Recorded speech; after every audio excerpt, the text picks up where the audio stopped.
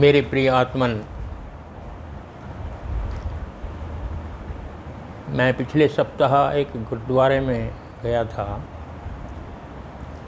वहाँ कुछ सीमित लोगों का सत्संग चल रहा था।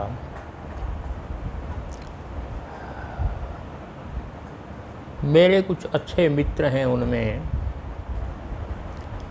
इनमें सरदार सुरेंद्र सिंह जी हैं, राजेंद्र सिंह खालसा हैं, त्रिलोचन सिंह जी हैं, बलवान सिंह जी हैं, बलविंदर सिंह जी हैं और दूसरे कई लोग बैठे हुए थे। उन्होंने कहा कि पंडित जी, आप बहुत सालों से रामायण पर बोल रहे हैं, गीता पर बोल रहे हैं,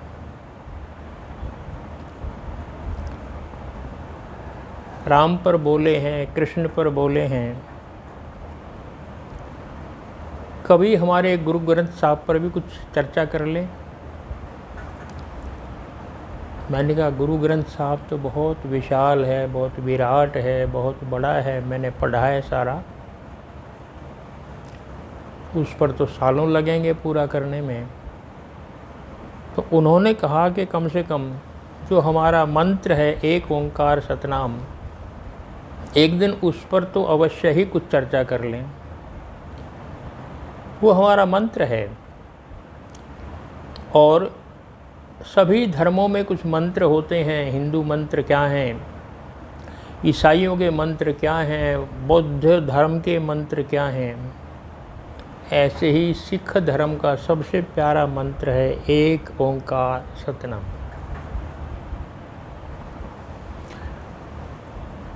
मंत्र का अर्थ है मनानाथ त्रायते मंत्र। जो मंत्र हमारा त्राण करे, हमारी सुरक्षा करे, उसको मंत्र कहते हैं। आइए थोड़ा सा गुरुदेव, गुरुओं के गुरु कहूँगा मैं, नानक देव जी के चरणों में नमन करते हुए कुछ बहुत संक्षेप में उनकी चर्चा कर लेते हैं। मेरी विशेष श्रद्धा है गुरु नानक जी देव जी के चरणों में।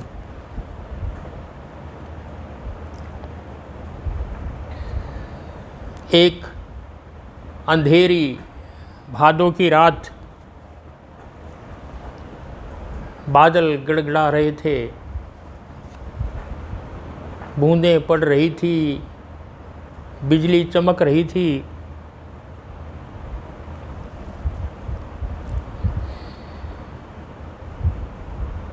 और ऐसी अवस्था में घर में युवा नानक के गीत गूंज रहे थे। घर में बैठे और बजाते रहे, गाते रहे, परमात्मा की प्रार्थना में डूब गए। उन्हें पता ही नहीं चला रात कितनी बीत गई। तीसरे पहर माँ आई। पहले तो पता लगा किसने बाधा डाली मेरे संगीत में, गीत में, देखा तो माँ है। कहा, बेटा रात बीतने वाली है, अब तो सो जाओ, सारा गांव सो गया है, केवल तुम जाग रहे हो। माँ कह रही थी कि इतने में पपीहा बोल पड़ा बाहर, पीऊ पीऊ। नानक ने कहा, माँ देखो, पपीहा भी अभी कहाँ सोया है, वो भी अपने पिया को पीऊ पीऊ बुला रहा है, और उसका पिया तो बहुत निकट है, मेरा पिया तो बहुत दूर है। भला मैं कैसे सो जाऊं जब तक उस पिया को ना पुकार लूं? मैं सो नहीं पाऊंगा। नानक ने गागा कर ही प्रभु को प्राप्त किया।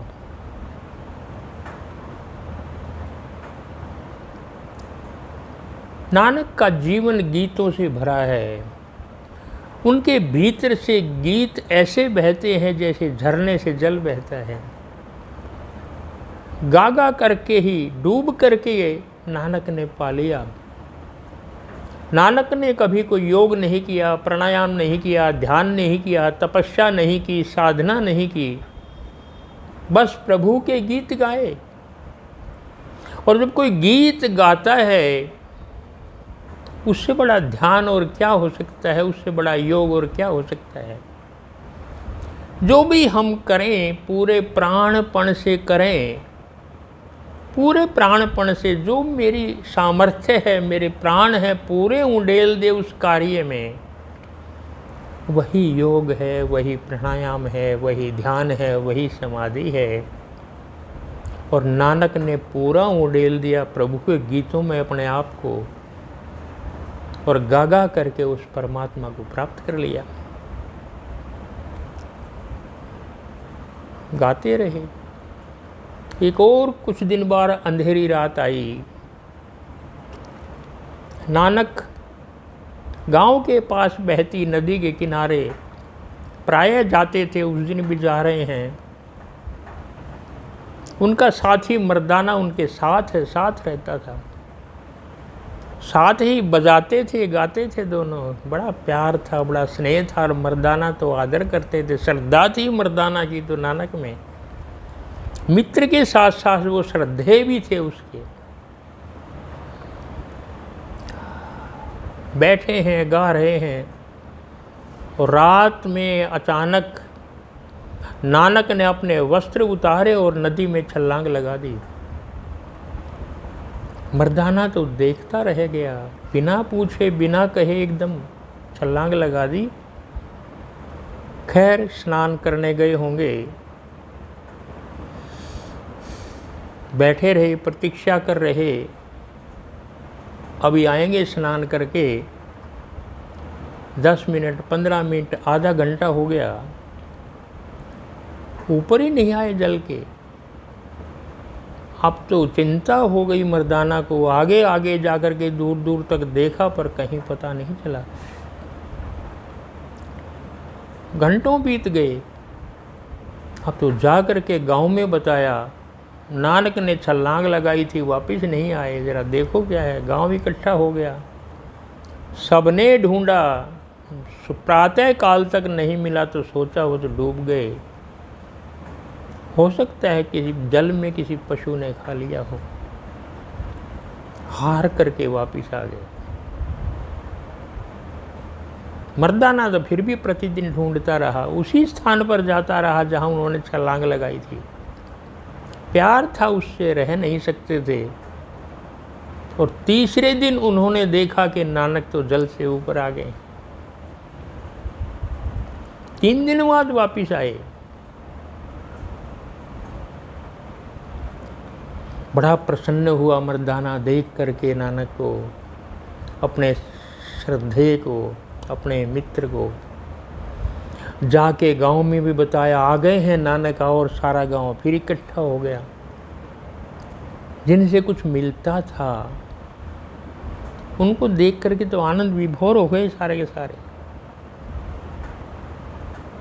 और जब नानक जल से ऊपर आए तो उनके चेहरे पर एक तेज चमक रहा था, कुछ और ही चेहरा था। कहते हैं 3 दिन तक वो परमात्मा की गोद में रहे। ये सब प्रतीकात्मक है, आप कुछ भी समझें, लेकिन एक ही बात है, वो मिट गए नीचे जाकर के। वो मिलता तब है जब हम स्वयं को मिटा देते हैं। स्वयं का अर्थ है मेरा अहंकार, मेरी इच्छाएं, मेरी वासनाएं कुछ तो रही होंगी। नानक की वो भी समाप्त हो गई। 3 दिन तक भीतर रहे, मिटा दिया स्वयं को। जब आए तो कुछ और ही थे, गए तो जैसे भिखारी थे, आए तो जैसे सम्राट थे।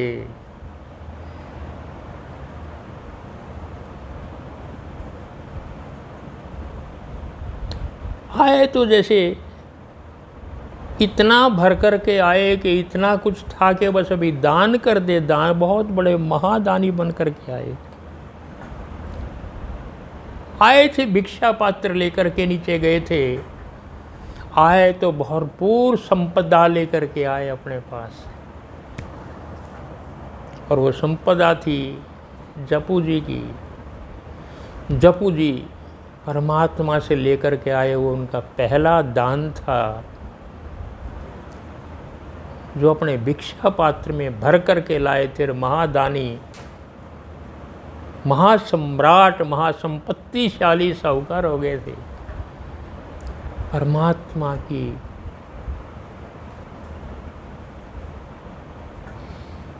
कृपा उन पर हो गई थी, प्रसाद मिल गया था उनको भगवान का। 3 दिन के बाद मिलता तभी है जब हम स्वयं को मिटा लेते हैं।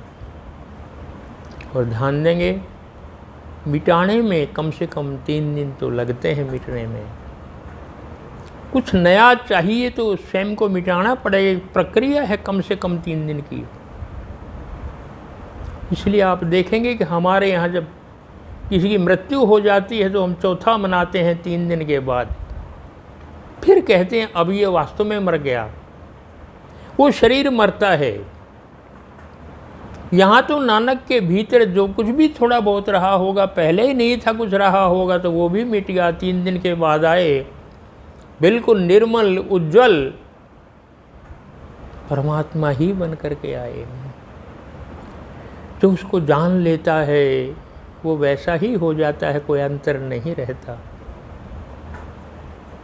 इसलिए जो उनके मुंह से जो शब्द निकले, जो पहले शब्द निकले, वो मंत्र बन गए, क्योंकि वो शब्द उनके नहीं थे, वो परमात्मा के थे। वो नहीं बोल रहे थे, ऊपर वाला बोल रहा था। उनके हाथ में दिखाई देती होगी बांसुरी, पर उसमें जो फूंक लगती थी वो परमात्मा की लगती थी। उनका क्या था जो लेकर के आए हैं, कैसे छुपाएं? बांटना पड़ता है, ओवरवेलमिंग होता है, ज़्यादा हो जाता है, बांटना आवश्यक हो जाता है जब इतना कुछ मिलता है। तो ये सबके साथ होता है। जो जाता है, बुद्ध बेशक राजा के पुत्र थे पर गए थे भिक्षा मांगने के लिए भिक्षुक बन के, और जब जंगल में भटके और जब आए तो भरकर आए, फिर बांटना पड़ा समाज में उनको। सबकी स्थिति होती है। जो जाता है, जब खाली होता है तो जंगल में भागता है, और जो कुछ मिल जाता है तो समाज में आकर के फिर उसको बांटता है। नानक को भी बांटना पड़ा, कैसे अपने पास रख करते थे, इतना कुछ था। और भीतर से जो निकला, जो लेकर के आए थे, सहज भाव से, सहज भाव से बोला गया। उन्होंने कुछ बोला नहीं, कुछ पता नहीं वाणी कहाँ भीतर से परमात्मा ही बोल रहा था। और क्या निकला भीतर से? एक ओंकार सतनाम करता पुरुष निर्भव निर्वैर, अकाल मूर्ति अजूनी सैभम गुरु प्रसादी, आदि सच जुगादि सच है भी सच, नानक होशी भी सच। ये शब्द निकले।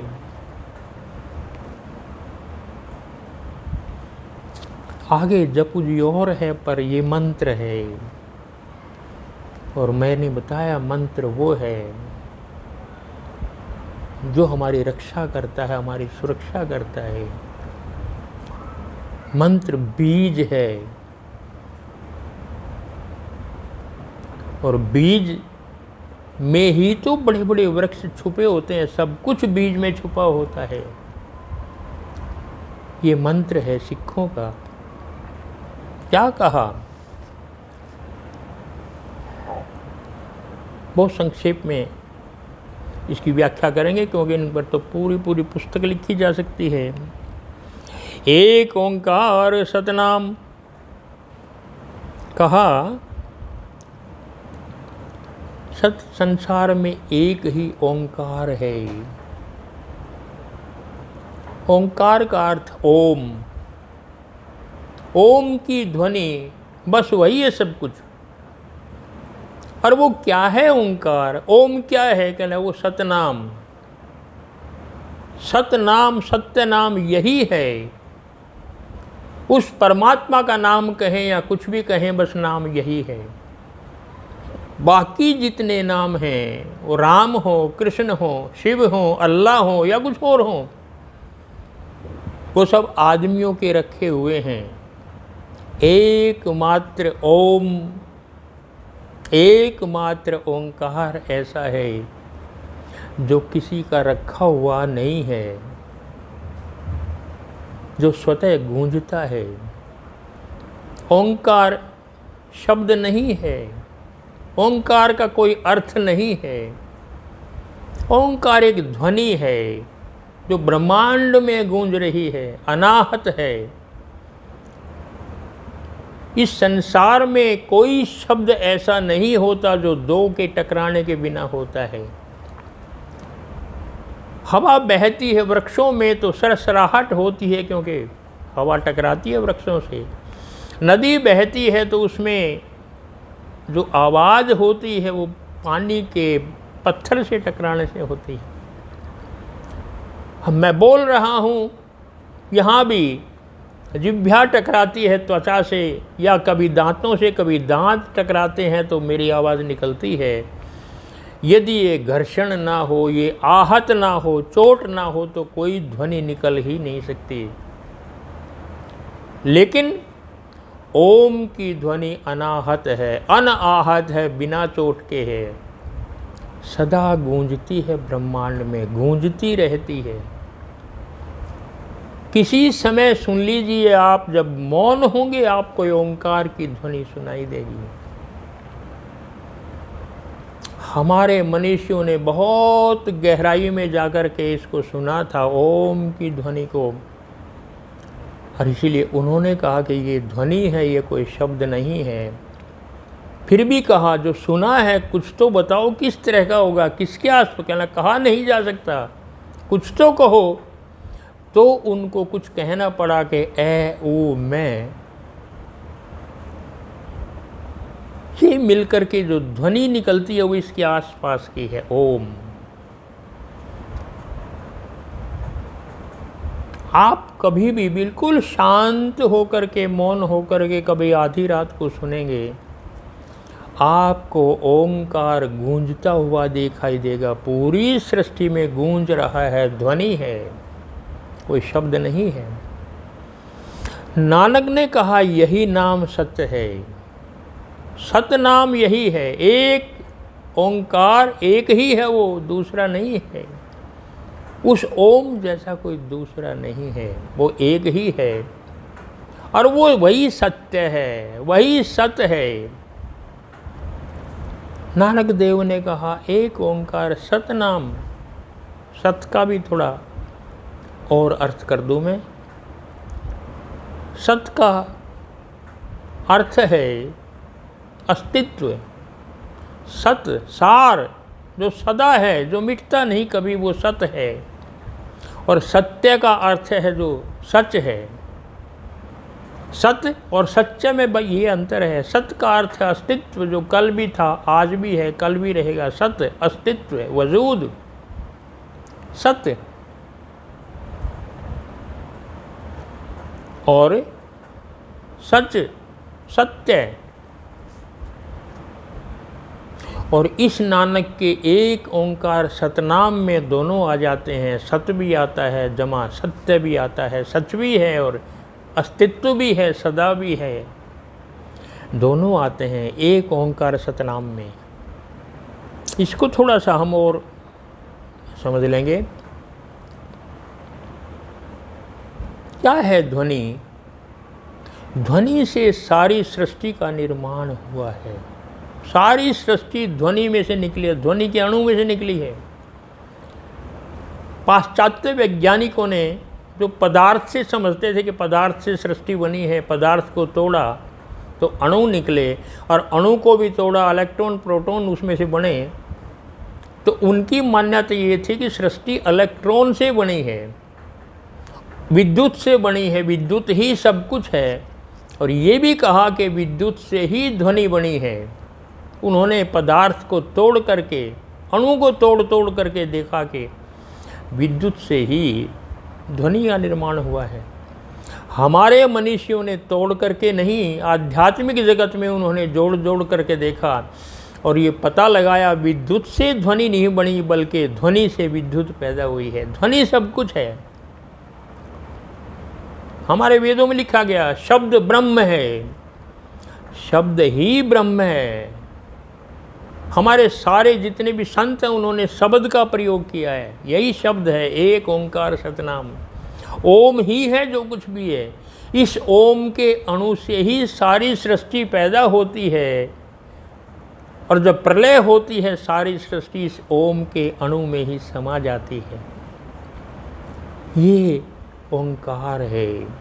गुरु नानक देव सत्य कह रहे हैं, एक ओंकार सतनाम, यही सत्य नाम है। एक ओंकार ही है, कोई दूसरा नहीं है संसार में, एक है। तो बार बार वो एक ओंकार की, इसलिए ओम को हम थोड़ा सा समझ लेंगे। ओम लाख बार लिखे कुछ नहीं होगा, ओम बोले कुछ नहीं होगा, ओम सुनना पड़ेगा। ओम ध्वनि है, हमें शांत मौन होकर के सुनना पड़ेगा। जैसे नानक देव जी 3 दिन तक बिल्कुल एकांत में रह करके सुन करके आए हैं, तब इनके भीतर से निकला है एक ओंकार सतनाम। आप भी कभी मौन होकर के सुनिएगा, डूबिएगा उसमें और ध्यान देंगे वो ओंकार परमात्मा की वीणा है, उसकी बांसुरी है। आप उसकी ध्वनि को सुन लेंगे तो समझिए कि आपका सीधा नाता भगवान से हो गया है, परमात्मा से हो गया है। जैसे सूरज की एक किरण आपके पास आती है तो आपका नाता सीधा संबंध सूरज से जुड़ जाता है। इस वीणा से, ओंकार से आपने नाता जोड़ लिया, परमात्मा से आपका नाता जुड़ जाता है। एक ओंकार सतनाम। इसका हम और विस्तृत व्याख्या करेंगे तो बहुत समय चाहिए। आइए थोड़ा बहुत संक्षेप धीरे धीरे और आगे बढ़ते हैं। एक ओंकार सतनाम कर्ता पुरुष, वो करता है, बनाने वाला है, इस सारी सृष्टि को बनाने वाला है वो। और जो सृष्टि को बनाता है ये ना समझे कहीं बैठा है कि सृष्टि बना दी और वो कहीं है, ऐसा नहीं है। जैसे मूर्तिकार ने मूर्ति बना दी, मूर्तिकार अलग है, मूर्ति अलग है। यदि मूर्तिकार मर गया मूर्ति फिर भी रहेगी, और मूर्ति टूट गई मूर्तिकार फिर भी रहेगा। यहाँ ऐसा नहीं है। यहाँ जो सृष्टा है, जो कर्ता पुरुष है, जो बनाने वाला है, वो अपनी सृष्टि में ही समाया हुआ है, वो कहीं और नहीं है। ढूंढिएगा कहीं नहीं। सृष्टा सृष्टि में ही लय है, कर्ता अपनी कृति में ही समाया हुआ है, कहीं और नहीं है। हमारे यहाँ एक बहुत सुंदर इसका दूसरा उदाहरण हम लेंगे। मूर्ति की बजाय हम उदाहरण लेंगे। जैसे नर्तक नृत्य करता है तो वो दोनों एक हैं। जब तक नर्तक नाचता है, नृत्य करता है तो नृत्य चल रहा है, और नर्तक यदि बंद कर दे नृत्य तो नृत्य बंद हो जाता है। ऐसा नहीं है कि नर्तक ने नृत्य किया और नृत्य को छोड़कर नर्तक कहीं चला जाए, संभव नहीं है। जब तक नर्तक है नृत्य है, जब तक नृत्य है नर्तक है, एक है दोनों। नर्तक से नृत्य निकलता है, ऐसे उस कर्ता पुरुष से सृष्टि निकलती है, वो इसी में है, कहीं दूर नहीं है। इसलिए हिंदू धर्म में कल्पना की गई थी नटराज की। नटराज नृत्य करने वाला, उसकी संज्ञा दी है उस ऊपर वाले को, भगवान को, परमात्मा को संज्ञा दी, वो नटराज है, नृत्य कर रहा है वो, इसलिए नटराज की संज्ञा दी गई थी। तो वो अपनी इस कृति में ही है जो दिखाई दे रहा है आपका चारों तरफ, कहीं और नहीं है। वो इसमें समाया हुआ है। फूल में भी है, पत्तों में भी है, पक्षी की चहचहाट में भी है, मोर के नृत्य में भी है, बादलों में भी है, बिजली की गरज में वो है, बूंदों में वो है। आपके भीतर भी वही है, कहीं और मत ढूंढिएगा। वो भीतर है, ओंकार आपके भीतर गूंज रहा है, कहाँ ढूंढते फिरते हैं। इसलिए हम कह सकते हैं the creator is the creation.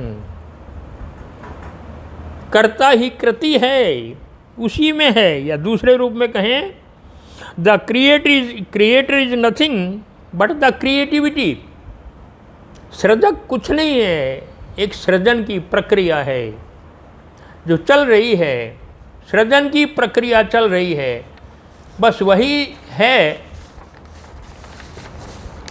उसी में डूबा है सब कुछ, वही तो है, अलग अलग नहीं है दोनों। कर्ता पुरुष और कृति एक ही है।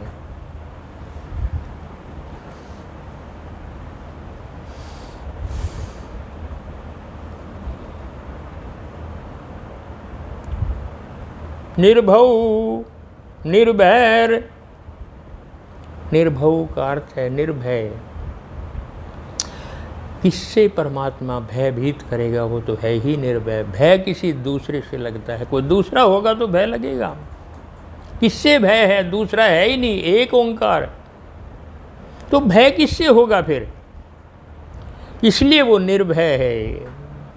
पश्चिम के बहुत बड़े दार्शनिक हुए हैं, जॉन पॉल सार्त्र, उनका एक बहुत प्रसिद्ध वचन है, द अदर इज हेल, दूसरा नरक है। जो ही आप अकेले हैं घर में और कोई दूसरा आ जाए, आप संभल के बैठ जाते हैं, अपने वस्त्रों को ठीक ठाक करते हैं, देख करके बोलते हैं।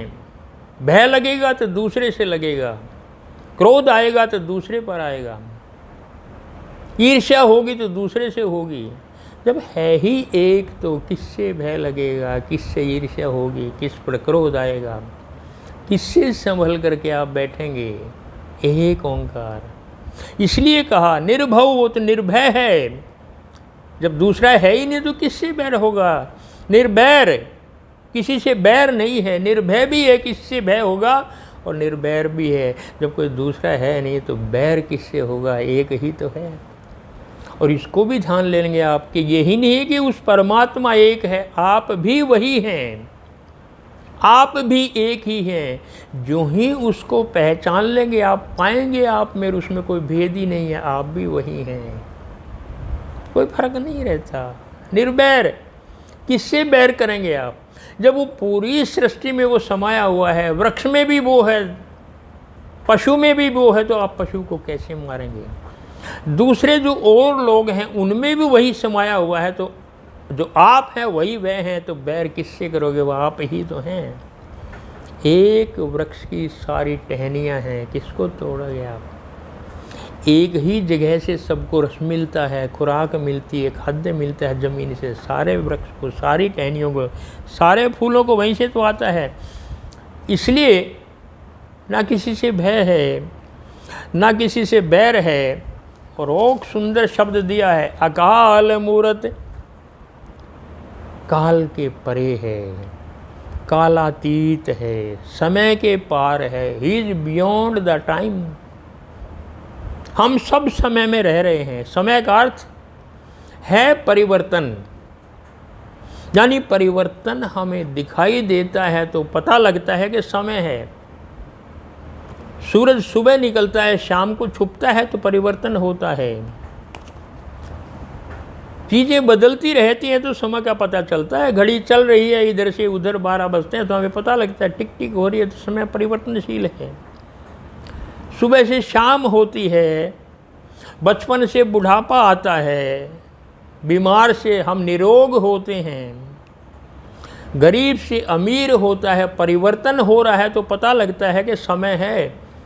और एक बार कल्पना कीजिए, सब कुछ रुक जाए, सूरज वही हो, सब कुछ जैसे वहीं रुक जाए, हमें क्या पता लगेगा कि समय नाम की भी कोई वस्तु भी है? और फिर वो तो है ही अकाल मूर्त, काल के परे है।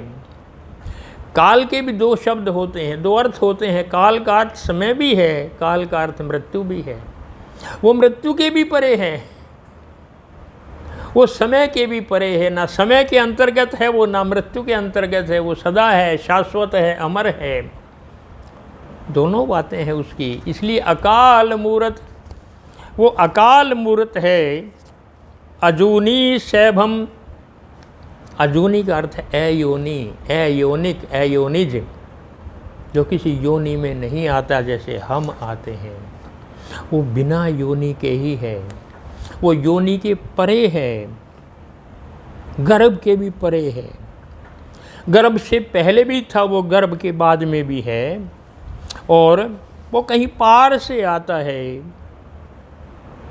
वो किसी योनि से प्रकट नहीं होता है, अयोनि है, वो समष्टि रूप है, सब में है, वो जहाँ पर भी आप देखेंगे वो सब में है, वो टोटलिटी है, आएगा कहाँ से? वेद कहते हैं ओम पूर्णमिदः पूर्णमिदं पूर्णात् पूर्णमुदच्यते पूर्णस्य पूर्णमादाय पूर्णमेवावशिष्यते, वो पूरा है। ये जो दिखाई दे रहे हैं सब जगह ये भी पूरे हैं, पूरे में से ही पूरा निकलता है, ये गणित है वेदों का, और पूरे में से पूरा निकालने तो पूरा बचा रहता है, ये गणित है। पूर्णमादाय पूर्णमेवावशिष्यते, पूरा शेष रह जाता है। वो परमात्मा सदा पूर्ण है, किसी भी रूप में है वो पूर्ण है, आत्मा भी पूर्ण है, परमात्मा भी पूर्ण है, सृष्टि भी पूर्ण है। हमारी आँखें देख नहीं पाती पूर्ण को, हम अधूरा अधूरा देखते। वो अयोनिज है, वो सैभम का अर्थ है स्वयंभू, स्वयंभू का अपभ्रंश शब्द है सैभम। स्वयंभू यानी स्वयं ही अस्तित्व है उसका, कहीं कोई दूसरा बनाया नहीं है, अपने आप ही है, उसका कोई आधार नहीं है, कोई सहारा नहीं है उसका, वो स्वयंभू है, स्वयं ही अपने आप आता है, अपने आप है, उसका अस्तित्व है, ना कभी पैदा होता है, ना कभी मरता है, ना परिवर्तन होता है, वो समय के पार है, स्वयं में है, स्थित है, स्वयं ही सब कुछ है। और गुरु प्रसादी नानक देव कहते हैं जो अब तक मैंने कहा है ये गुण हैं उस परमात्मा के परिये, मिलते तब हैं, पता तब जलता है, इनका ज्ञान तब होता है जब गुरु का प्रसाद मिल जाता है। गुरु प्रसादी, गुरु की कृपा के बिना इसका पता नहीं चलता। इसे हम समझ लेंगे। यूँ तो जो पहला शब्द है एक ओंकार सतनाम, इसमें सब कुछ आ गया है, आगे के मंत्र की आवश्यकता ही नहीं थी। एक पूरा मंत्र यही है, एक ओंकार सतनाम, सब कुछ आ गया इसमें। लेकिन और ज़्यादा समझाने के लिए नानक देव जी को इतने शब्दों का प्रयोग करना पड़ा, आगे नहीं तो ये पूरा है। तो इसलिए कहा गया जो पूरा है समझ में कैसे आएगा, कहने में थोड़ा ही समझ में आता है, अनुभव चाहिए भीतर तक, और वो अनुभव गुरु प्रसादी, गुरु की कृपा बिना नहीं होता। गुरु को भी समझ ले कौन है। गुरु वो है जो हमारे जैसा कभी था और इस मार्ग पर कंट का कीर्ण उतार चढ़ाव के मार्ग पर चल कर के मंजिल पर पहुंचा है।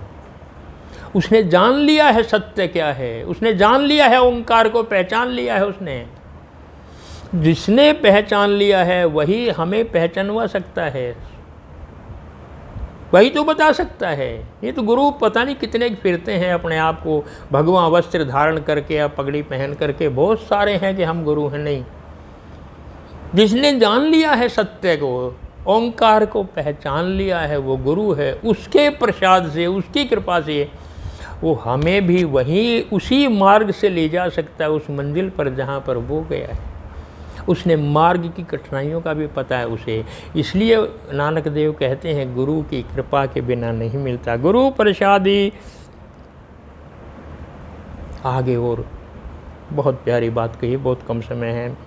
आदि सच जुगादि सच, है भी सच अभी नानक होशी भी सच। कहने जो मैंने कहा वो परमात्मा के बारे में, वो आदि सच है। आदि का मतलब पहले भी वो सच था, जुगादि सच, युगों युगों से वो सत्य है, कोई बदल ही नहीं सकता। वो पहले भी सत्य था आदि काल में, वो युगों युगों से सत्य है, वो है भी सच, वो अभी भी सच है। नानक होशी भी सच, वो भविष्य में सच होगा। जो शब्द निकले हैं वो सत्य हैं, वो कभी परिवर्तनशील नहीं है, वो कभी बदल नहीं सकते। वो कल भी थे, वो आज भी हैं, वो कल भी रहेंगे। इसी को सत्य कहते हैं, इसी को सत्य कहते हैं, इसको अस्तित्व कहते हैं। यही मंत्र है जो नानक देव जी के मुँह से निकला। जल से बाहर निकलते हैं पहले शब्द झरने की तरह फूटे थे, निकले क्या थे, बोला नहीं था, झरने की तरह फूटे थे। वही हमने आज बहुत थोड़ा सा संक्षेप में उसका अर्थ किया है, बाकी तो पूरी पुस्तक लिखी जा सकती है इसके ऊपर, लेकिन समय का अभाव होता है। जो मेरे मित्रों ने पूछा था, जो भी थोड़ी बहुत चर्चा मुझसे हो पाई है इस मंत्र के ऊपर मैंने की है। आज इतना ही। जय श्री राम।